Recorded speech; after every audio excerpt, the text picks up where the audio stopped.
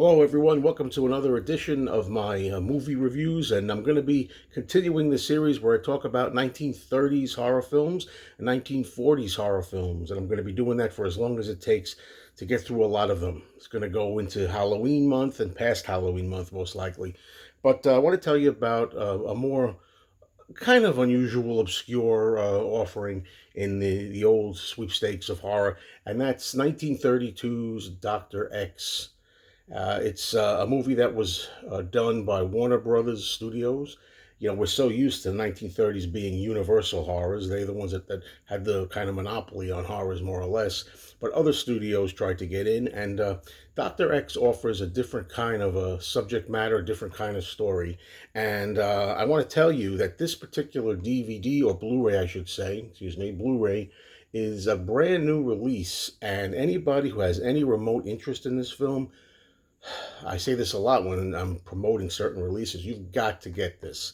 You've got to get this. This is without question the best copy of this film ever. It was restored meticulously, and it looks fantastic. It's the only way to go. This Blu-ray has two versions on it. It has the I think it says a two-strip Technicolor early color process, and also a black and white version. Now, I love black and white films. Hey, come on, they're my favorites. However, when it comes to this particular film, I watched the color version, and I wouldn't even go to the black and white version, although I did bounce through the black and white just to take a look at the quality, and that also looks stellar as far as the restoration goes. But there are two different versions on here, along with two different audio commentaries for those like me who like to listen to discussions and analysis of the film and details and tidbits and all that kind of stuff.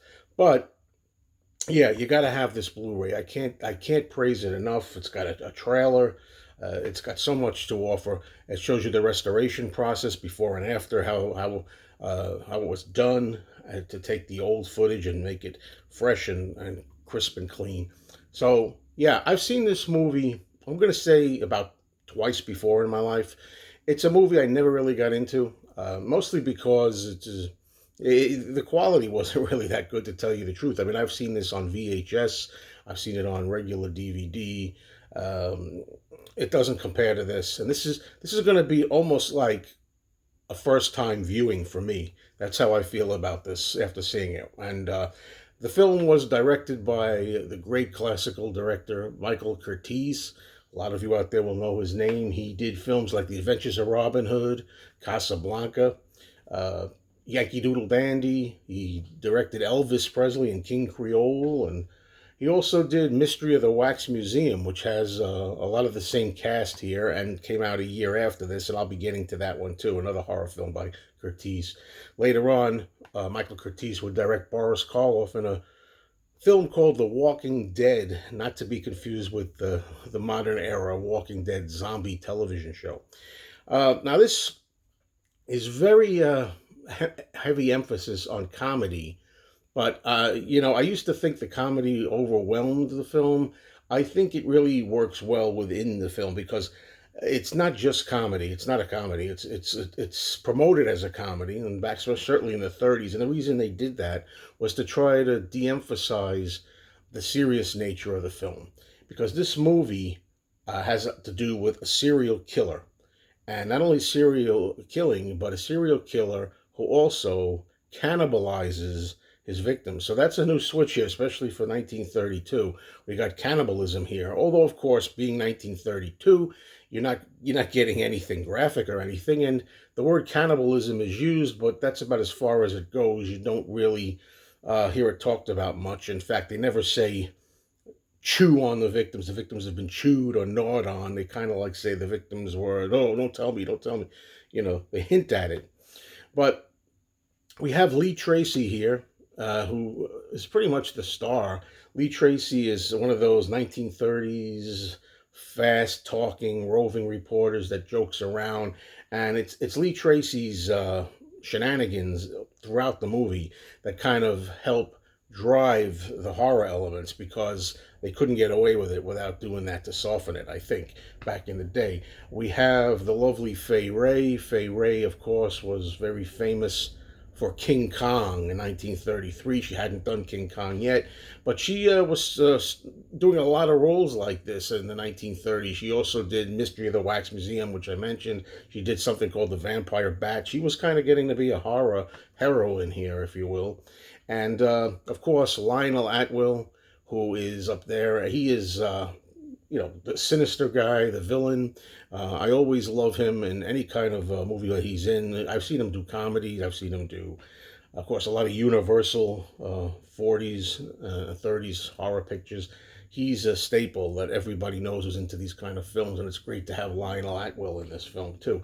So, and there's other good cast members too. I won't go into all of them, but yeah, the cast is very good here. Now, the story is basically, like I said, about a serial killer. He's claimed 6 victims so far, and it's in New York, the 30s. And the way it's shot, in that kind of like early color process, it really emphasizes the ghoulishness of it because it's kind of like shot in greens, ghoulish green, and kind of brown, unsettled sepia stuff. It's really like a weird color scheme. It's not really color as we really come to know it, but the way it looks for this film, it really, really highlights the gruesome goings on in this movie perfectly, and I wouldn't watch it any other way but in the color. Now, as I said, this killer has been apparently cannibalizing his victims too for some reason, and he's crazy, obviously. And all the clues so far are leading the police to a surgical academy, and this surgical academy is headed by Lionel Atwill as Dr. X, or Dr. Xavier, if you will, Dr. X for short, and everything points to the people that he has working for him. Somebody in this building, somebody in this academy is probably the murderer, because the weapon that this person is using to cut the victims, the tool is only found at this academy, so it has to be somebody. So the police are kind of getting really fed up with not having an answer, so they're kind of questioning the head of the place, Lionel Atwill, and asking him, what's going to go on here? We're going to arrest people. Lionel Atwill just begs them to please, to avoid bad publicity, to avoid any kind of trouble, to try to keep the news reporters at bay.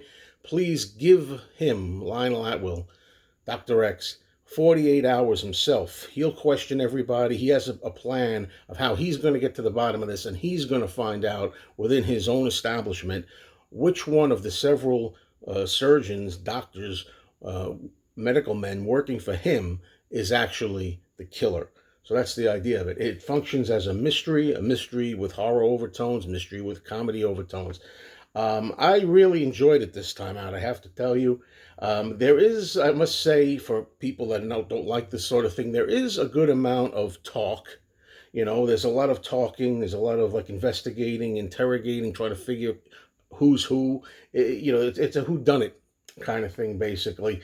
But it really pays off if you stick with it. If you stick with it till like the last quarter of the movie, the last half of the movie, it really pays off. And I'll leave it at that when you find out who's really doing the murders. And yeah, this is an entertaining film.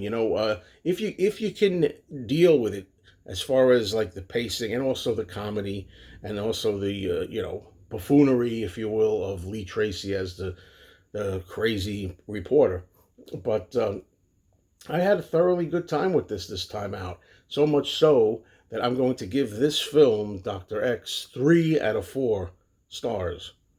So I recommend it. Check it out. Give it a chance. Thank you, folks.